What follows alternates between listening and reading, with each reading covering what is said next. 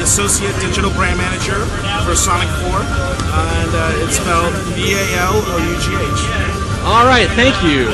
So, as the brand manager, your duties consist of overseeing... my main job consists of overseeing brand strategy for Sonic 4. Obviously, everybody's aware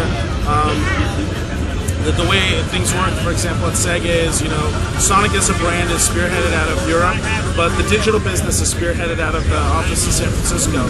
So Sonic 4 is a digital game. It sort of falls between me and the brand team over in Europe to sort of do what's best for Sonic 4. But my job definitely consists of making sure we lay out a strategy for what Sonic 4 is, regardless of the episodes, figuring out what should we do in the next episodes, what it is that fans want, what is that fan feedback, and what are the things we should be incorporating. Everything from marketing strategy to pricing. So that website reveal with the countdown where the Sonic's friends disappear one by one? That was Aaron's idea. You'll take credit for it, right? I want to give Aaron credit for that because that was a great idea. Yeah. We did something very different with Sonic 4. We treated it very much like a motion picture. There's a lot of research actually that we looked at it, and we found out that consumers, especially young consumers, want to know about products about a year in advance. So we tried this.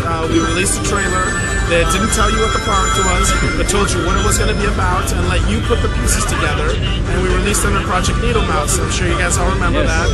And it was 9909, and it was literally just waiting for you guys to put the pieces together. Some people guessed it was Sonic 4. Some people guessed it was another character that we were introducing. Other people were like, oh no, it's a new Shadow game. And that trailer did well. In fact, actually, it was the most viewed trailer that Sega's ever done. And it was actually, that record was only broken by the announcement for Sonic 4. When we told you it was Sonic 4, everyone just went Vesuvius. It was like, bam, look at all this. Yeah. Why do you think that trailer was so successful? I think it's part of it is the way we presented it. We had a really terrific agency that we worked with, and we said, look, this is the things we want to do. And they came up with this concept, and I really liked it, and so did everybody.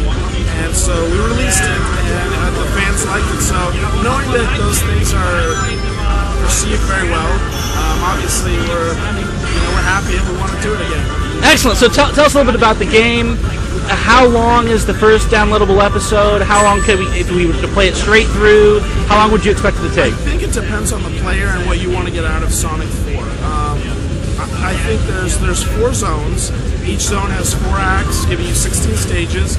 There will be 7 special stages and 1 final zone, so giving you a grand total of 24. That can probably take you about 4 or 5 hours to beat, depending on how you are as a gamer. But there are multiple pathways, and you can go play. So the replayability is there. But if you are, I don't want to say if you're a true Sonic fan, but if you are a enthusiastic Sonic fan, you will go back and collect those Chaos Emeralds, because as you collect all 7 of them, what will happen is we will unlock the real ending that is the cliffhanger into episode 2. And it will actually tell you what Sonic 4 really is all about. Sonic 4 is obviously about a lot of stuff, but the main story arc really starts unfolding at that point. Fantastic. So when the game was first rumored, there was expectations that perhaps it was a Wii exclusive. What was the decision to release it on as many platforms as we've got so far? Quite simply this. When you do any video game, you have to identify who your target audience is. The target audience for Sonic 4 is Generation X. The people that grew up on the Genesis, that love it, that have that nostalgic feeling to it, the hardcore, older gamer. I'm willing to say I grew up playing the Intellivision, so yes, I am part of that group. And when we did that, we decided that,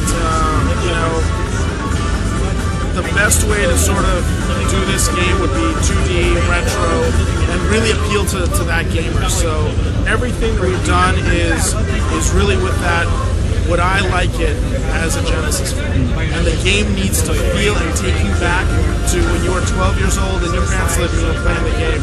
And if we hit that, emotional chord, I think that we've hit the nail right on the margin for this. So can you tell me about the soundtrack a little bit? So many of our nostalgic memories that you're talking about are wrapped up in what we can hear the classic sounds of the coins moving. How about the soundtrack for this one? Well, every little detail that we did on this, we really talked a lot about it. I mean, the game will start off with that classic Sega, just like you remember in the Genesis.